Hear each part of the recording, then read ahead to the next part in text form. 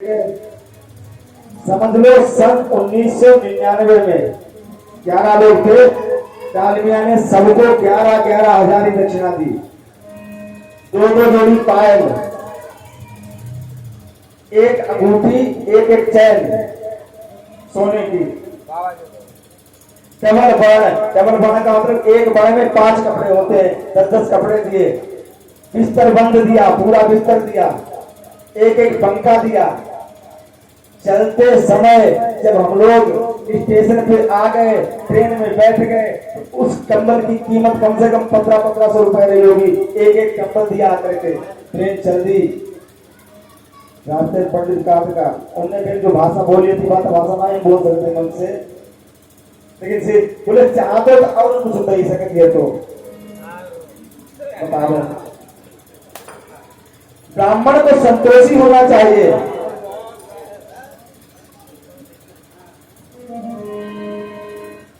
और जो ब्राह्मण संतोषी होगा, वास्तव में उसी की कथा से आपका भी कल्याण होगा। आजकल कथाएं बहुत होती हैं, लेकिन कथाओं से कल्याण नहीं होता है। उसका कारण इतना भी दे दो। अच्छा, एक बात केवल कथावाचक की नहीं है, ये बात हमारे समाज के उन लोगों की भी है। यहाँ पे देने वाला सोच रहा है कि मैंने कुछ दिया नहीं है, और लेने वाला सोच रहा है कि आज मैंने सब कुछ नाथ, आज मैं कहा न पावा। लेकिन हम जैसे वो संतोषी नहीं है, तो हमारे समाज की भी दशा। अभी कथा यहाँ पे चल रही है, ये कथा हो रही है यहाँ पे। कितने लोगों ने बनवा जाबा भाई, गुड्डू बाबा कम से कम 50,000 रुपया ले जाएंगे, 50,000 दिन बचिए जाएंगे। अच्छा, उससे जा पहुंचे तो 50,000 तुमचा विचार लगाओ तो गुड्डू बाबा 50,000 ले, तुमने आखिर कितने चढ़ाए कथा में, तुमने चंदा में कितने दे, हकीकत है। अरे सुरेंद्र है सही बात नहीं तुम्हारी भाई इच्छा की घूटू ना नहीं जाएंगे। अच्छा बताओ, ठीक है मांगे गद्दी पर से बैठ हम अब छोड़ चले जाए तुम्हारे धनिया हैं। मैं बात नाच कूद बन रहा हूँ, मर गई और ठीक नहीं बेटा, जो तरीका है हम हाथ जोड़ के भैया मांगे तो ले जाइए करके बात। लेकिन वास्तव में सही बात होता है। अभी तक जितने कार्यक्रम किए हैं हमने यहाँ पे, बहुत कार्यक्रम किए, कभी किसी कार्यक्रम में गाड़ी का किराया पास से दिया जाता है। अच्छा, लोगों के अंदाजे बहुत बढ़िया है, हकीकत अंदाज इतनी बढ़िया। हमने आज तक कोई पैसा कहीं पे लिखवाया नहीं भाई। इतनी कथा में 45 कथा उसमें सब देखो, कोई काफी क्रम लेके बैठो हो। हरियाणा में हरिश्चंद्र जी ने कथा करी, इनके के विवाह काफी क्रम लेके तीसरे दिन बैठा हो,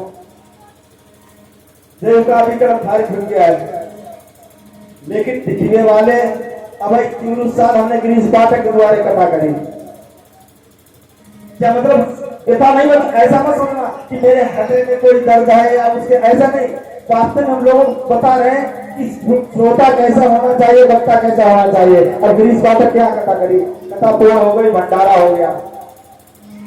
8वें दिन हमारा भंडारा था। उसी दिन शायद रमेश के यहाँ कोई कार्यक्रम था, तो कितने यहाँ भी भाई हमारा शिष्य है, तो बोला गुरु जी भोजन मेरे यहाँ जरूर करना करके, हमें यहाँ भोजन करने के लिए आए।